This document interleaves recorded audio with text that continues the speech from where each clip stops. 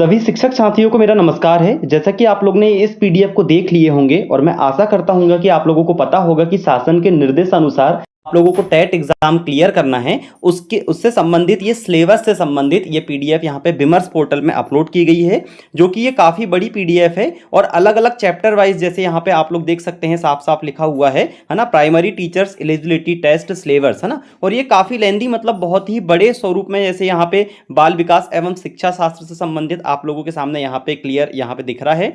और ये बहुत ही बड़ी पीडीएफ आपके सामने यहाँ पे दी गई है, अलग अलग लैंग्वेज है ना, हिंदी, इंग्लिश, उर्दू, संस्कृत है ना, पर्यावरण, गणित, ये पूरी पीडीएफ आपको यहाँ पे दी गई है। तो ये पूरी पीडीएफ तो बहुत बड़ी है, पर यहाँ इसका मैं बहुत शॉर्ट रूप में कुछ इस तरीके से मैं इसको पूरा डिटेल में समझाऊंगा। आप लोग पूरा वीडियो के आखिरी तक बने रहेंगे तो आप लोगों को स्पष्ट रूप से ये पूरी पीडीएफ में जो सिलेबस आपको यहाँ पे दिया गया है वो आपको इसका पूरा निचोड़ समझ में आ जाएगा और आप लोगों को एक हिंट मिल जाएगा कि किस तरीके से आप लोगों को आपकी तैयारी को कंटिन्यू करना है और बहुत ही कम समय में किस तरीके से, ऐसा कौन सा तरीका है कि बहुत ही कम समय में आप लोग आपकी जो तैयारी है उसको बहुत अच्छे तरीके से कर पाए, है ना। तो चलिए स्टार्ट करते हैं, बिना देर किए हम इस वीडियो को शुरू करते हैं। और आप लोगों को मैं यहाँ पे बता देता हूँ कि अगर आप लोग वीडियो के अंत तक बने रहेंगे तो आप लोगों को स्पष्ट हो जाएगा और आगे की क्लासेस के बारे में भी मैं आप लोगों को इस वीडियो में जानकारी दूंगा। तो चलिए शुरू करते हैं। देखिए यहाँ पे लिखा हुआ है शिक्षक पात्रता परीक्षा टेट पाठ्यक्रम संक्षिप्त 2026, है ना। बहुत छोटे रूप में मैं आप लोगों को समझाने वाला हूँ, जिसका पहला पॉइंट है आप लोगों का बाल विकास एवं शिक्षा शास्त्र, जिससे कुल 30 अंक का आना है। इसमें पहला नंबर का पॉइंट हम लोग यहाँ पे समझेंगे। ए नंबर के पॉइंट में क्या लिखा हुआ है, 15 अंक बाल विकास की अवधारणा, मतलब जो बाल विकास की अवधारणा है उससे 15 अंक का आप लोगों का यहां पे आएगा, है ना।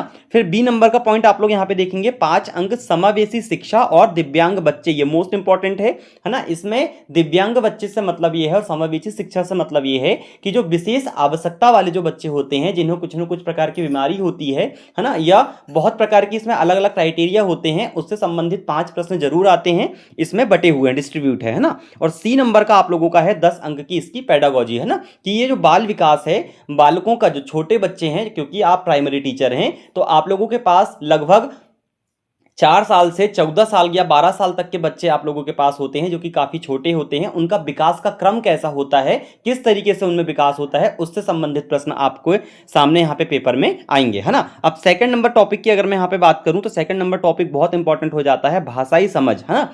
ये आप लोगों को फॉर्म फिल करते समय इसका विशेष तौर पर ध्यान रखना है, क्योंकि आप लोगों के पास में 4 भाषाएं हैं और 4 भाषाएं कौन सी है आप लोग यहाँ पे देख सकते हैं, हिंदी, अंग्रेजी, संस्कृत और उर्दू। तो जब आप लोग इसके फॉर्म फिल करेंगे तो ये 4 भाषाएं आप लोगों को चुनना नहीं है, 4 भाषाओं में से आप लोगों को किन्हीं 2 भाषाओं को चुनना है और दोनों भाषाओं में 30-30 अंक का विभाजन रहेगा और वही विभाजन 30-30 अंक का प्लस होके 60 नंबर आप लोगों का बनाएगा। तो जैसे अगर मान लो आप लोगों की हिंदी अच्छी है और आप लोगों की संस्कृत अच्छी है तो आप हिंदी और संस्कृत चुन सकते हैं, या हिंदी या इंग्लिश चुन सकते हैं, या हिंदी उर्दू, जो भी आप लोगों को बेस्ट सूटेबल हो वो आप लोग चुन सकते हैं। तो वो भाषाओं के 30-30 प्रश्न आप लोगों के पेपर में आपके सामने आएंगे, है ना। ये आपका सिलेबस के अकॉर्डिंग में आप यहां पे आप लोगों के सामने बात कर रहा हूं, है ना।